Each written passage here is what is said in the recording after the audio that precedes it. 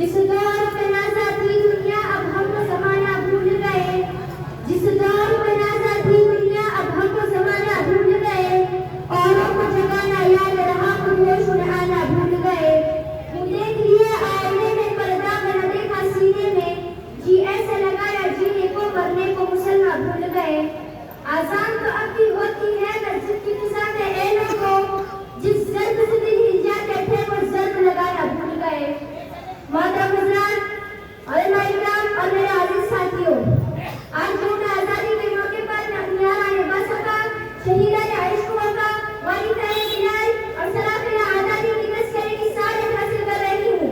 جن کا قلب و دل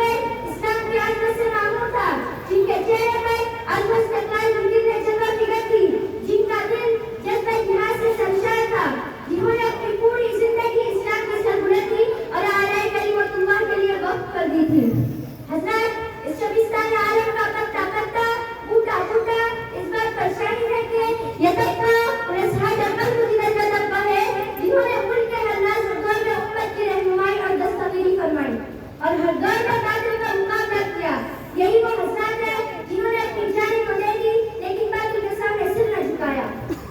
حضرات، جب ہندوستان کی مقدس سرزمین پر انگریزوں کا ناپاک سایہ پڑا اور وہ مشاطرانوں اور ایارے ناچاروں سے یہاں کے مالک بن بیٹھے، جب بشردگان یہی تو طرح طرح کے ظلم و ستم کے پہاڑ توڑے جانے لگے، جب ہندوستانیوں کو غلام بنایا جانے لگا، جب ہندوستانیوں کا خون ان کے پسینوں سے بھی آزاد ہونے لگا، تو ایسے نازک وقت میں اس شخص نے سب سے پہلے عالم بغاوت بلند کی، وہ محدث قدیم شاہ عبد العزیز ابن ولی اللہ محدث دہلوی رحمۃ اللہ علیہ تھے، جن کے فتوے سے انگریزوں کی نیندیں حرام ہو گئی، جگہ جگہ آزادی کے شعلے بھڑکنے لگے، پرچم لہرانے لگے، سینوں میں ولولے مچلنے لگے، مسئلے درس پر بیٹھ کر قرآن و حدیث کا درس دینے والے علماء اکرام اور خانقاہوں میں بیٹھ کر اپنا خون و جگر سے شمع اسلام کو روشن رکھنے والے شیخ اکرام اپنے مدرسوں اور خانقاہوں کو چھوڑ کر میدان میں آ گئے اور فرنگیوں کے خلاف ایک محاذ بن کر توکل اللہ منزل کی جانب بے سر و سامانی کے عالم میں نکل پڑے۔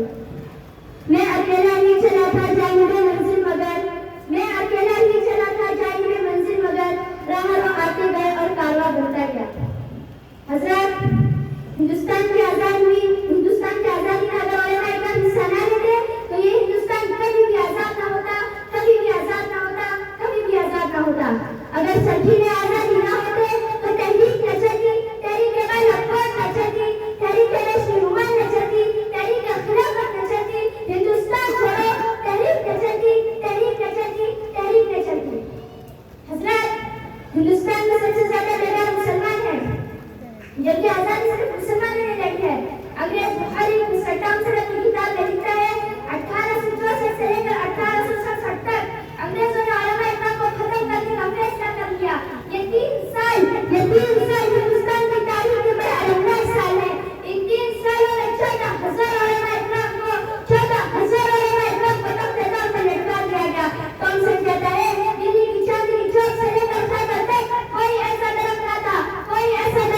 جس پر علماء کی گردنیں نہ رکھی ہوئی ہو، علماء کو جسموں پر تاج میں ستایا گیا۔ ٹامسن کہتا ہے علماء کو جانوروں کی کھالوں میں بند کر جنت میں انگاروں میں ڈال دیا گیا۔ ٹامسن کہتا ہے علماء کو ہاتھوں پر کھڑے کر کے درختوں سے باندھ دیا جاتا اور نیچے سے ہاتھیوں کو چلا دیا جاتا۔ ٹامسن کہتا ہے لاہور کی شاہی مسجد میں 80 علماء اکرام کو تخت دار پر لٹکا دیا گیا۔ ٹامسن کہتا ہے جب میں اپنے خیمے میں گیا تو مجھے مردار کی بد کو محسوس ہوئی، لگتا ہے کہ پیچھے چلا گیا تو کیا دیکھتا ہوں آپ کے انگارے بہک رہے ہیں۔ 40 علماء کو بلایا گیا، میرے سامنے ان کے کپڑے اتار دیے گئے، میرے دیکھتے 40 اور علماء کو بلایا گیا، میرے سامنے ان کے کپڑے اتار دیے گئے اور کہا انگریزوں نے بولو تم میں سے ایک جن یہ کہہ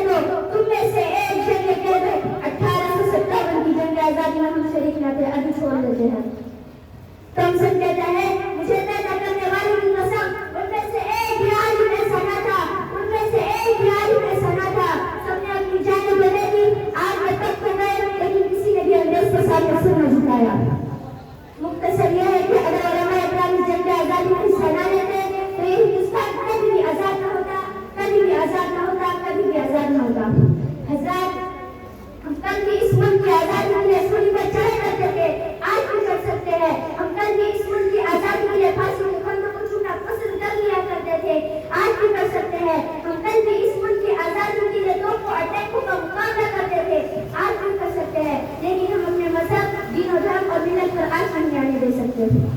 مظلوم صحیح مجبور نہیں ہے ہم،